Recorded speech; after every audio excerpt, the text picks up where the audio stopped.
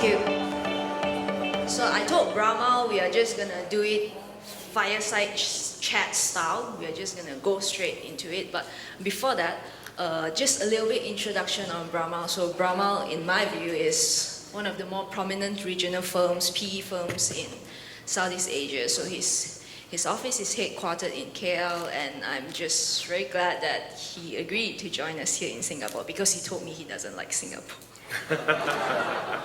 So Brahmal is known... Singapore, you mean? Okay. Before starting Creador, Brahmal has spent slightly over a decade in increased capital investing out of India. So it would be very interesting if you could also talk about that experience with us. But first, let's just start with Southeast Asia. So you are one of the few firms who are raising larger funds in this region. And what do you think are actually the challenges of investing in Southeast Asia? Because regional firms I spoke to are saying that, it's a very diverse, it's a very fragmented region. So does being a fellow Malaysian here gives you an advantage of tackling the region? Mm-hmm. Yeah, I think clearly Southeast Asia is very complex. When we were investing in India from 99 to 2011 when I left, initially the Indian market was very immature. There were not many deals. We were fortunate to be early, and then the market took off in 2004, and then there was a gush of capital that came in. I think to some extent I thought that there was an opportunity to replicate what we had built in India in Southeast Asia. We started in 2011, and I would say that it's been generally much harder than one would have expected. I think it's a combination of issues. Initially it was very hard to raise capital. Our first fund, I went from Fund 5 at Chris Capital raising $1 billion to starting again with Creador 1 at $130 million US. And it's taken us 8 years and 4 funds later to get to $1.5 billion. So one is raising capital clearly is hard. I think secondly, if you look at returns in Southeast Asia, I think by and large, LPs would say it is subpar. I was talking to the Harvard Management Company a few years ago, and they said, Brahmal, you managed money for us before India, but you know what? The S&P 500 has delivered 16% a year for the last 10 years. Why do we have to go to Southeast Asia, right? So that's the benchmark. Can you deliver net 16% consistently? And for big investors in the US, do they really want to bother writing a $10 million check to a new private equity fund in the region? I think that's the challenge you're facing, whereas you could invest $1 billion tomorrow in the S&P 500, very liquid, easy to get out, right? So I think raising money clearly is one aspect. I think the second aspect is these markets are diverse, right? There's no similarities between Indonesia and Malaysia, and Philippines and Thailand and Vietnam. There's absolutely zero similarities.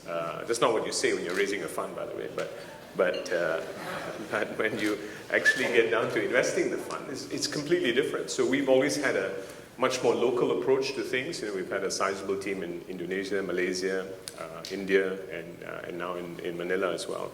But it's very, very different. The networks and so on are different. I think the second thing is, I hate to say this because the entrepreneurs will disagree, there are very, very, very few high-quality... It's many very. Yeah. High-quality entrepreneurs to back. It's a fact. You can look at it. The number of high-quality deal flow in the region of companies that can absorb, call it even $20 million. You can count in a handful every year, right? And we do this test. I'm always asking my guys, and they struggle and they say, we can't find quality deals. I say, tell me what our competitors are doing. And I go through the list. There's not a lot happening. And I think when you talk to some of our friends who work for the regional funds and so on, I think they would concur that, so it is tough, but it's not impossible, right? And I think one has to be patient. One has to be realistic about deal sizes. I think clearly, large deals are far and few between. So if you're talking about $100+ million deals that can make 25% gross IRR. There are very, very, very few of those. But I think we've found the sweet spot, which is doing things in the $20 to $50 million range, and then really working with the companies to build them up. So. But you also have a sizable investment portfolio companies in India. So what are some of your learning curves from your Chris Capital days that could be actually employed in Southeast Asia? Sure, yeah. I think it's a good question. So I think, in Chris, we had a very flexible investment strategy. So we did largely minority. We did some control, but largely minority. And I think that's largely because India is a country which companies are owned by families and entrepreneurs, and generally they don't want to sell. And when their business is growing 25% a year, you can understand why they don't want to sell. So I always believe that buyouts are relevant in markets where there's more mature and there's less growth and perhaps more fragmented ownership, and that's when private equity can come in and transform businesses. So I think flexibility in the strategy. We do 80% of our deals are minority, which is similar to what we did at Chris. We do quite a bit of pipes, which we think are important. Too many companies go public too early, and they get lost. And when they need growth capital, we think that makes sense. A lot of people don't do that. That gives us a lot of flexibility. I think one difference between Chris and what we do at Creador is we're more actively involved in the portfolio. I think in India, you're fortunate. It's a growing economy. You find great entrepreneur, you give them money and get out of the way and let him build a business, right? And I think generally you don't really want to, or rather the need for getting involved is not as significant. I think in Southeast Asia it is quite different. I think by getting more involved in the companies, we're able to transform them better, help them grow faster, and achieve the goals sooner. So I never got to ask you this before, but when I was Googling your profile, I found out that you actually have an aeronautical engineering degree. So how did you end up in the investment space? Yeah, I mean, actually, I don't know, a lot of people maybe know what they want to do at 18. I had no idea what I wanted to do at 18. So it seemed like if you did engineering, you could always go to business. But if you did business, you couldn't do the reverse. So anyway, on graduation, I got into marketing for British American Tobacco, worked at BCG for a while. And after business school, I was working in media in Malaysia, and I had a couple of classmates who from business school who started this small fund in India, which was about $64 million in size. And they said, hey, do you want to join us and run Asia? And I said, well, you're in India, we're going to run Asia. Well, it sounds like, when you're 30 years old, you can take those kinds of risks. And so it was completely by luck. I'd done nothing in private equity, had never taken a subject at university or business school, and sort of fell into it by chance with some good friends, and we kind of figured it out along the way. So. But I heard you did well, and you earlier you mentioned that fundraising in this part of the world is extremely difficult, which I think some of the firms here would also agree with me. So how do you keep the momentum going? Because right now you're at Fund 4, you exceeded your hard cap, at around 560 million. So how do you keep getting your LPs convinced and keep betting their capital on you? And how do you ensure that you get them their returns? Sure. So as I said, Fund 5 at Chris Capital, we were trying to raise $1 billion. We had $4 billion in demand. So when I was starting again, I thought, it's going to be easy. All those guys who didn't come in the last time are going to be throwing money at us. So we were trying to raise 350 million. We raised 130. So clearly it wasn't easy. I saw 350 investors to close 35. So I had a 90% failure rate. So I know what it's like when you walk through the door and 9 out of 10 times you're not going to get a check. It is clearly a very frustrating part of the job.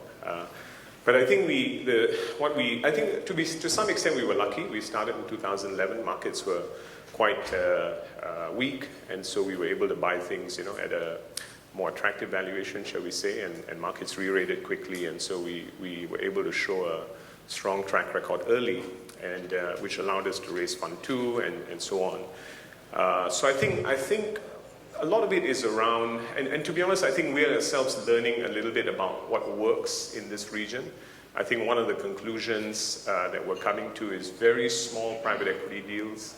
The $10 million deals that we did really didn't turn the needle. And often you're dealing with weaker management who are, who really don't have the vision. I mean, I'm talking in general terms, right? So out of 5 or 6 smaller deals we did, 1 or 2 were great, 4 or 5 didn't work out. So I think we are ourselves pushing the deal sizes to slightly larger deals, with better guys where we can invest in management and so on and so forth. But I think ultimately, I was helping somebody review their investment deck recently for a public fund, and he was saying that, hey, it's great, we're going to be able to deliver 8% consistently.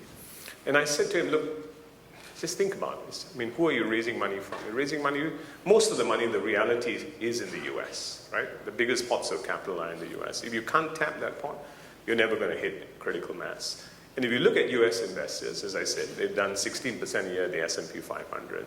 Why would they bother to come to Asia for 8%? Doesn't make sense, right? So I think ultimately, if you're trying to cater to these LPs, they don't need a Southeast Asia allocation.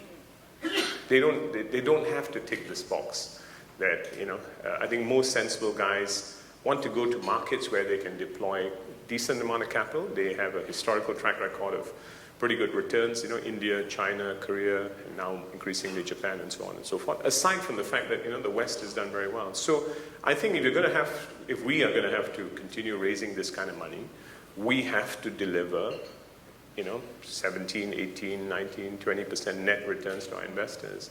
And that's our goal, right? And the team knows that, that's what we are shooting for day in, day out. And it comes from obviously finding interesting growth companies. Valuations are not cheap, so I don't think we buy things cheaply anymore. But we do it by also having our Creador Plus team, where we have 16 people who dropped into the portfolio, working day and night to drive value creation. So your Fund 4 is currently at slightly over $500 million, right? So what are the sectors that you're actually bullish on, and which market is going to do well for you? Sure. Well, I wish I knew what it was. Every time we start a new fund, I'm like, God, how are we going to invest this money? So I think we've been lucky. I think some of it comes from, again, I think one of the things that we've seen, and maybe others have a different experience, is that there are very few high-quality banker-driven deals. So we generally don't get the opportunity to participate or win deals in that area. So we have a very proactive approach. We break ourselves into 5 big themes. So it's consumer, retail, financial services, business services, and healthcare. And we have teams that are on the ground, and their job is to go and meet every player in the space. And through that, we find companies that are interesting, and then we spend a lot of time convincing them why we're the right partner. So I think that's how we've been able to deploy capital at a decent pace. I think we're becoming more fussy. I think fewer, larger deals. Our Fund 2, which was a $330 million fund, had 14 investments. It was too many. Fund 3 had 10. I think that's the kind of number we want to be, probably 8 to 10 investments in a fund, so we can really dedicate the resource and make them more significant entities. So we have just saw a great presentation by Nick, right? And who talked about tech investments. So I realized that Creador hasn't really done a pure tech deal. Is that something that you would like to get into, or do you think that you're sort of like missed out on the bandwagon? Well, I guess I think we're not smart enough. We don't have the experience in technology, to be honest. We've never. I think, to be honest, in Chris Capital in the early days, in 2000, we put 40% of a $60 million fund in what was then .com, taking successful ideas from the US, and we were too early. India barely had internet connection, let alone people in e-commerce. So we lost a lot of that capital. So I think since then we never did any tech. And I think the challenge for us today is that we just don't understand how to value tech investments. I think we could probably help impact the investments, but I don't understand valuations. I think, frankly, valuations are absurd. I got in trouble with my family because a month ago I said that co-working valuations were ridiculous. Well, they did come down by half within a couple of weeks. But I do think that investors are, especially on the high end, are putting excessive amounts of capital into some of these companies which are burning money at ridiculous. I mean, you talk about the burn in Gojek and Grab and some of these things, billions of dollars a year. I just don't understand. how investors are ever going to make serious money. I mean, if you're coming in at $1 billion or $2 billion, it's one thing. These valuations now are in the tens already. So, but that's my limited experience and why we make no money in technology. So I'm sure there are others who do a much better job in that. So. Controversial as usual. But last year you have also set up your first office in Vietnam, and you've cut your first check there. What are your thoughts on that market? I think it's, to be honest, in this business, we have to take some risk, right? I mean, you don't make 25% gross unless you take some risk. So I think we had made an investment in Mobile World Group, which we bought from Mekong. Business done very well. I think we felt that there was something there in Vietnam that we needed to spend some time understanding better. So we thought we would dip our toe. We have a couple of people there. I have to say that I don't think it's a great private equity market, personally. I don't think there's a ton of things happening. And that's not just for us. I think it's just by looking. A very simple measure is who has made serious money in Vietnam? How many people have made more than $100 million? 1, 2, 3 deals maybe, So I'm not sure it's ready today, but I think it'll be a great place to invest over 10, 15, 20 years. So I think with these things, you have to have a 20-year horizon. We continue to look at things, but I don't see a lot of things in the near term to deploy capital in. So Southeast Asia is also becoming very attractive to larger firms. Like, of course, we have Warburg, and then we have KKR, and the TPG are also looking into this region, right? And of course, earlier this morning, we have a panel talking about GPs cutting smaller checks, entering the sort of like blurring lines between PE and VC. So do you think the competition is actually heating up? Does this affect you chasing for the same deals with these other investors? Sure. Well, I came from India, where there are like 100 firms, and every deal is intermediate, and there are lots of smart people. And in Southeast Asia, obviously, in the venture world, lots of people have made good money in the early to mid stage, and I think that will continue to be the case, right? But I think if you look at I don't think there's a lot of GPs actually investing in the region. I mean, there are a reasonable number, but this is not as buoyant as China or India and so on. And that's partly a function of the opportunity. So I think as soon as any market you see lots of high returns, then you're going to draw in, it's natural, there'll be a lot of capital getting sucked in. So as I said, I'm not an expert on tech investments. I don't think we will really be focused on those areas. We tend to be people that pay on a PE ratio and an EBITDA ratio, and not on the amount of losses you make. So I'm curious. You said hard deals are somewhat challenging for you, right? So I'm curious, how do you go to the companies, or companies go to you? Sure. So I think in India we find that about 30% of our capital is deployed in India. So in India, every deal is intermediated, right? Even though you've known him for 10 years, they'll say, "Love you, but this is the banker. Please talk to him." I think in Southeast Asia, the quality of bankers or the number of bankers is still very, very limited. So, of course, there are lots of deals you could spend an endless amount of time reviewing, deals that come from intermediaries. But I would say that 90% of our deals have come from us proactively looking at a sector, identifying, who the best players are, and then convincing them to take capital from us. And most of the time, they have been people that haven't really thought of private equity as an asset class, we are often the first person that's talked to private equity. So there's a long period, 6, 12, sometimes 18 months, where we have to convince them what is private equity, why do you need to have these rights, et cetera, et cetera. So that's our experience. I mean, from a capital deployment perspective, about 40% of our funds has gone into Malaysia, probably another 20 on into Indonesia, and then the balance 10 into Vietnam and Philippines and so on. So is legacy issue a big challenge? Like this, I've heard some GPs talk to me about that. The succession issue being faced by a lot of companies, which is why it's causing them to be more receptive to private equity. Is that the same thing? Succession in the companies, you mean? Yeah, I'm not sure. I mean, we are generally still backing the first-time entrepreneur, right, in his growth journey. So I think I can't think of any of our companies, at least, where we're dealing with, at least on the minority side, where we're dealing with somebody who's handing the business to their children, which to me generally is a red flag.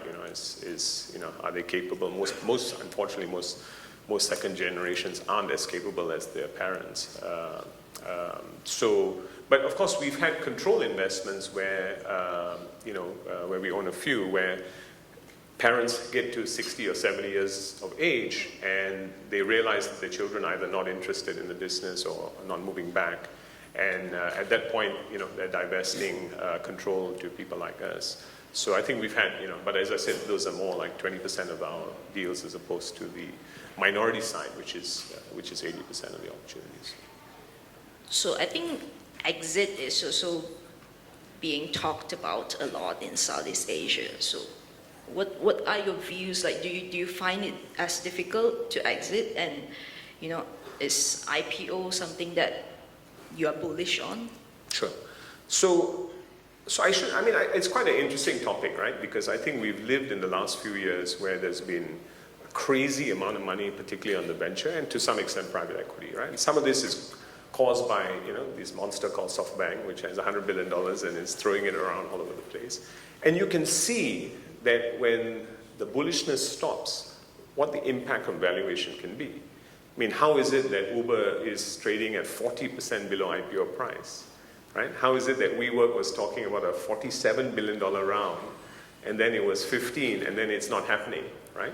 So I think exit is a universal problem that if people pay ridiculous valuations, when, as Buffett says, when the tide pulls back, you'll see who is naked. And I think that's what's going to happen to a number of these large startups, especially those that are raising billions of dollars at $10, $15 billion in value.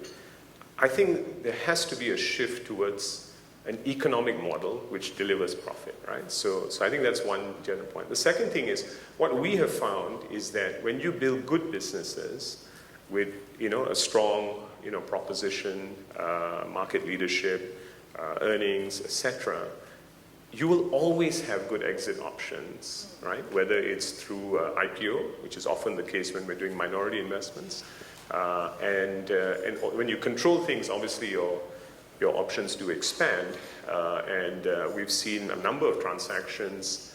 We were bidding recently for a vending asset in the region, and a Japanese strategic is paying 10 times EBITDA for a business that's hardly growing, right? So I think it does show that when you do have earnings, and I think strategic interest and IPO and private equity are very realistic. The problem starts when you have businesses that are built on a hype, and when the substance is not there, and you're counting on the next person to put the capital in, and when the people really start to think hard about, is this really a real business? That's when the problem starts. But I think we've found, we've been recently doing this for one of our companies, which is going public soon at a $2.5 to $3 billion valuation, that markets like Malaysia actually is an excellent IPO market. Very strong institutions, you can pull off a multi-billion dollar. On the other hand, Singapore actually is a very difficult market to go public. It's lackluster, there's not enough excitement in the market. Controversial again. But it's a fact. I think most bankers will show you. Hong Kong obviously is a very good market in general, but maybe not good for Southeast Asian companies because you get lost in terms of, brand recognition and so on. So at least for our Malaysian assets, we're very happy to list, in Malaysia. So. But one would also argue that the Malaysian Bursa market has also been lackluster. We have only seen just one listing on the main market. Sure, yeah. It's lackluster because there are no growth companies. So there are no growth companies of substance. And so I think the key is, can you find a company that's growing at least even 15% a year and with scale, right? Nobody, I'll give you an example. We took a company public about 2 years ago in Indonesia. It had $1 billion market cap, 25% float. It trades $100,000 a day. You can't even sell $1 million of stock a day, right? That's the extent of the lack of liquidity in some of these things, So I think it's important to have scale, but you have to have enough of a float and following to create that liquidity. So my general view is, don't go public unless the company can have at least $1 or $2 billion market cap with a good float and a good story, right, going forward. So I'll text you when that happens, okay? So, ladies and gentlemen, we have less than 10 seconds left, but please come and say hi to Brahmal off stage. And thank you very much for joining me on this session. Thank you, Brahmal, for joining me. Thank you very much.